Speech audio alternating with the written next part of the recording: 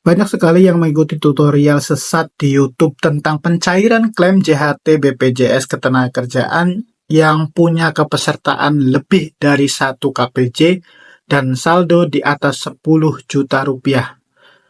Jadi, ada salah satu konten yang pernah saya lihat mengatakan bahwasanya kalau punya kepesertaan lebih dari 1 dan sudah pengkinian data, maka cukup lampirkan paklaring di perusahaan terakhir saja. Nyatanya, tidak semudah itu, Ferguson. Kita lihat keluhan dari teman kita yang sudah komentar di akun YouTube saya. Di komentar, saya bacakan saja. Ini komentar dari @lay6853. Pengajuan tanggal 30, jadwal wawancara tanggal 18 Februari 2025. Belum ada visi, tapi dapat email ditolak dengan alasan 5 perusahaan dokumen tidak lengkap. Padahal KPJ sudah pengkinian data. Mohon solusinya. Apakah bisa langsung ke kantor cabang terdekat? Terima kasih. Begitulah keluhan atau pertanyaan yang dilayangkan oleh Lay6853 tentang keluhannya bahwasanya dia sudah melakukan pengkinian data, akan tapi pada proses pemberkasan dia malah ditolak, tidak berlanjut ke proses video call.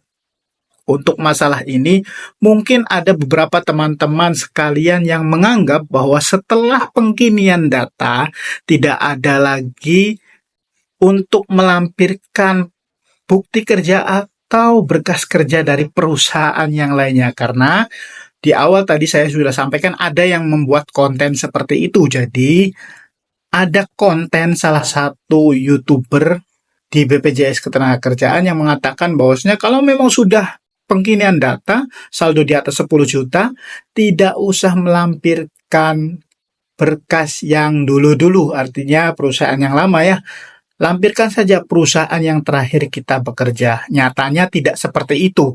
Berdasarkan pengamatan dan pantauan saya, beberapa kasus mungkin ada yang lolos, tapi tidak semuanya ya. Berkas kerja atau paklaring dari perusahaan yang lainnya.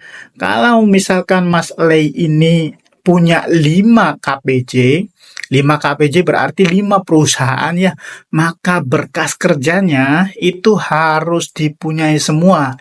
Tidak mesti di perusahaan terakhir saja, akan tetapi perusahaan keempat juga harus ada, kemudian perusahaan ketiga juga ada, perusahaan kedua juga ada, perusahaan yang pertama juga ada. Jadi harus ada berkas perusahaan di 5 perusahaan tersebut.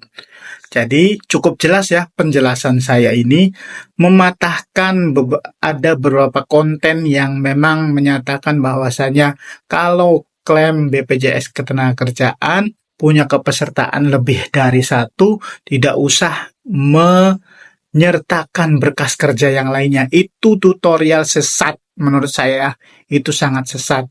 Dan saya nyatakan bahwasanya teman-teman sekalian yang mau klaim lebih dari 1 kepesertaan, saldo di atas 10 juta, harus mencantumkan berkas perusahaan yang lainnya. Seperti itu ya, harus lengkap. Terima kasih. Mudah-mudahan membantu mencerahkan teman-teman yang akan melakukan klaim. Assalamualaikum warahmatullahi wabarakatuh.